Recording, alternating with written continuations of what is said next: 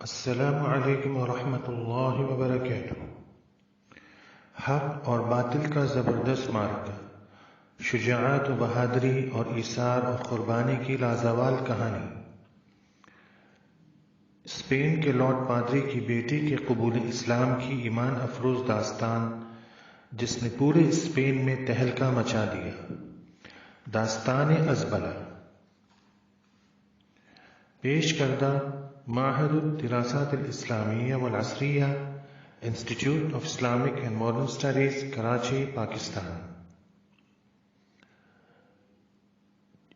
چوتھی قسط کا تیسرا حصہ۔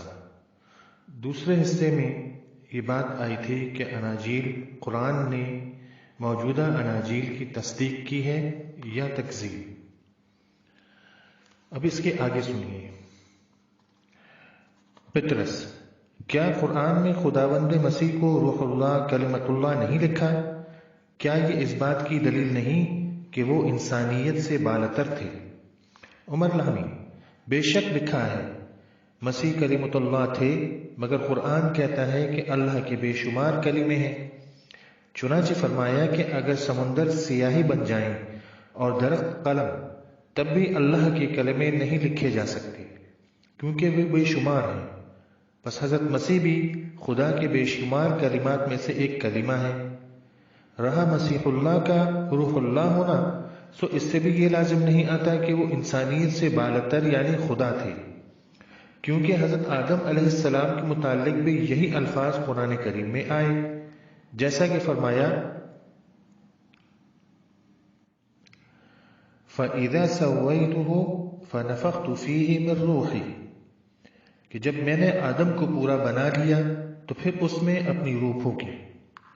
پس حضرت مسیح علیہ السلام بھی آدم علیہ السلام ہی کی طرح ہے۔ اگر وہ خدا ہیں تو آدم علیہ السلام اور ان کی تمام ذریت بھی خدا ہے۔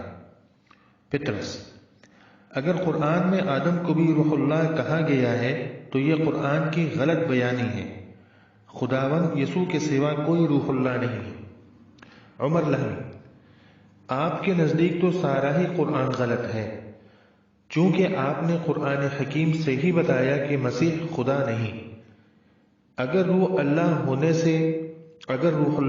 سے وہ خدا ہو سکتے ہیں تو حضرت آدم بھی خدا ٹھہرتے ہیں۔ اگر آپ کے نزدیک یہ قرآن کی غلطی ہے تو آپ قرآن کو پیش ہی کیوں کرتے ہیں؟ ازبلہ: مگر آپ محمد صلی اللہ علیہ وسلم کو خدا کیوں مانتے ہیں؟ عمر لاہمی: استغفر اللہ، میں اس عقیدے سے اللہ کی پناہ مانگتا ہوں۔ ہم اپنے پیارے پیغمبر صلی اللہ علیہ وآلہ وسلم کو صرف انسان مانتے ہیں، مگر تمام انبیاء کے سردار اور تمام نیکوں کے سرتاج ہیں۔ ہمارے عقیدے کا خلاصہ یہ ہے، لا الہ الا اللہ محمد الرسول اللہ، یعنی اللہ ایک ہے اور محمد اللہ کے رسول ہیں۔ جو شخص حضرت صلی اللہ علیہ وسلم کو خدا مانے وہ کافر ہے اور اسلام سے خارج ہے۔ رہا یہ کہ حضور صلی اللہ علیہ وسلم نے دنیا میں خون ریزی کی بنیاد ڈالی، سو یہ بالکل غلط ہے۔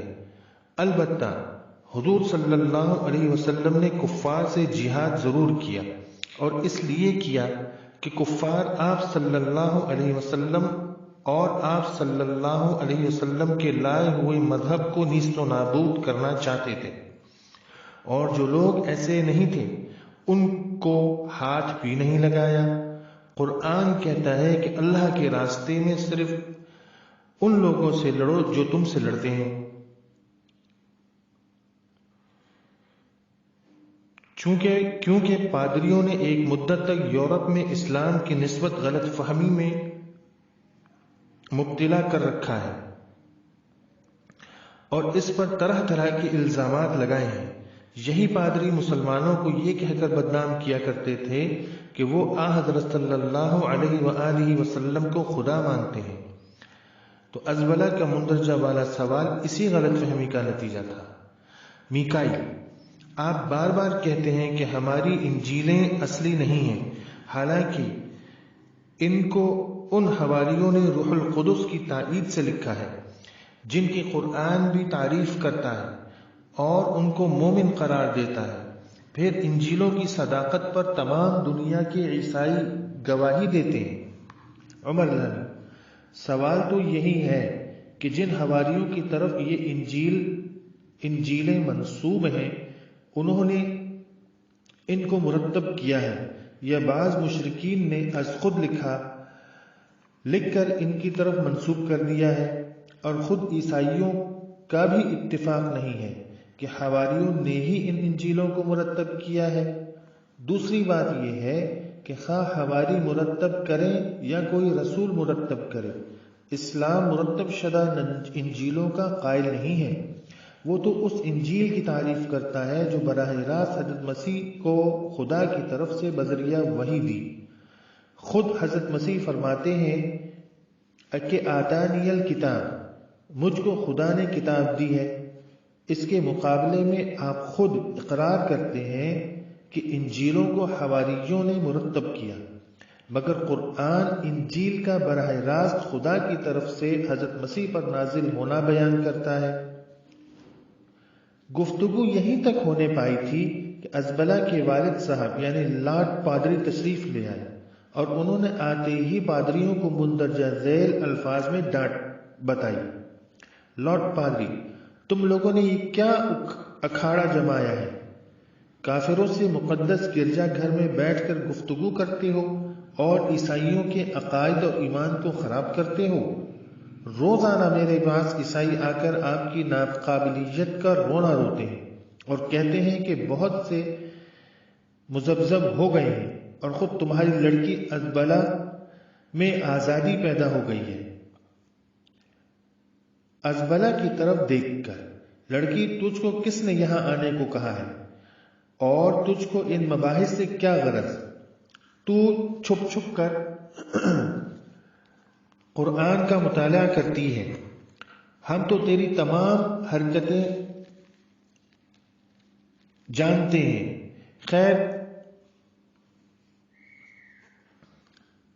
یہ تو نادان لڑکی ہے، لیکن تم لوگوں کو کیا ہو گیا ہے کہ گرجا میں بیٹھ کر ان کافروں کے منہ لگتے ہو اور خداوند مسیح کی روح کو ناخوش کرتے ہو؟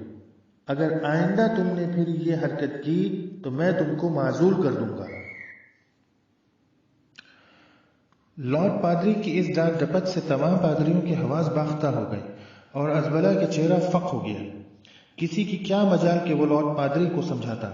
آخر ایک عیسائی نے جرت کی اور لارڈ پادری صاحب کو مخاطب کر کے یوں گویا ہوا: ایک پادری، میرے مقدس باپ، آپ نے جو کچھ فرمایا وہ بالکل درست ہے۔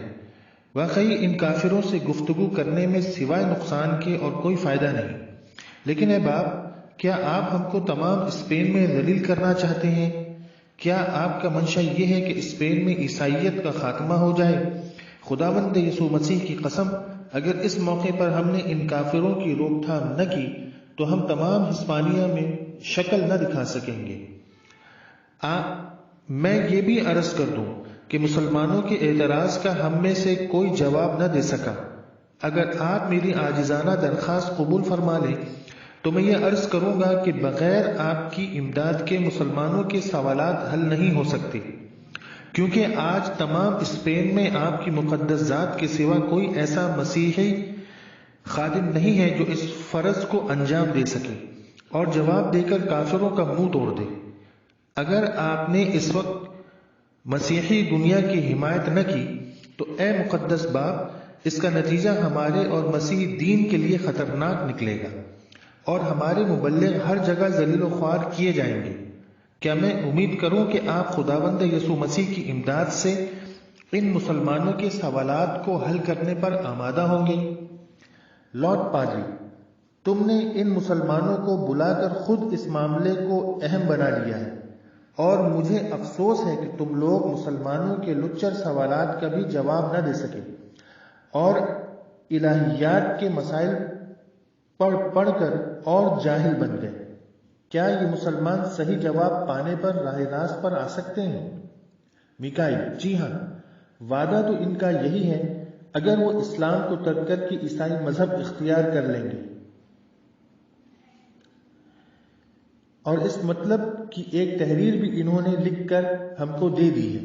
لارڈ پادری عمر لہمی سے مخاطب ہو کر: فرمائیے آپ کے کیا سوالات ہیں؟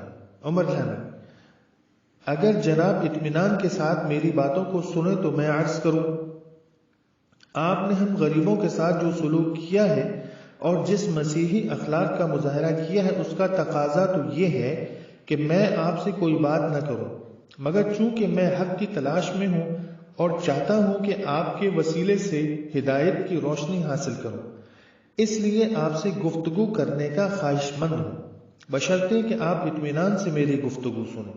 لارڈ پادری: جناب آپ ہماری تلخ گوئی سے رنجیدہ نہ ہوں، اگر آپ کو ہماری باتوں سے کوئی تکلیف پہنچی ہے تو میں سب کی طرف سے معافی چاہتا ہوں۔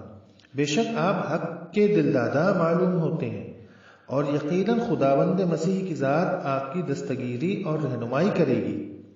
اچھا، آپ میرے مکان پر کل کسی وقت تشریف لائیں، وہاں اطمینان سے آپ کے شکوک اور شبہات کا ازالہ کیا جائے گا۔ پادریوں کی طرح مخاطب ہو کر: آپ حضرات بھی ضرور آئیے تاکہ آپ کو مسلمانوں کے سوالات کے جوابات کا علم ہو جائے اور آئندہ آپ ان کو جواب دے سکیں۔ عمر لہمی سے: بس آپ کل آئیے، میرا غریب خانہ آپ کے لیے کھلا ہے۔ یہ سلسلہ ابھی جاری ہے اور اس داستان کی دوسری مجلس ابھی اختتام کو پہنچی ہے اور اگلے قسم میں انشاءاللہ تیسری مجلس کی ابتدا کی جائے گی۔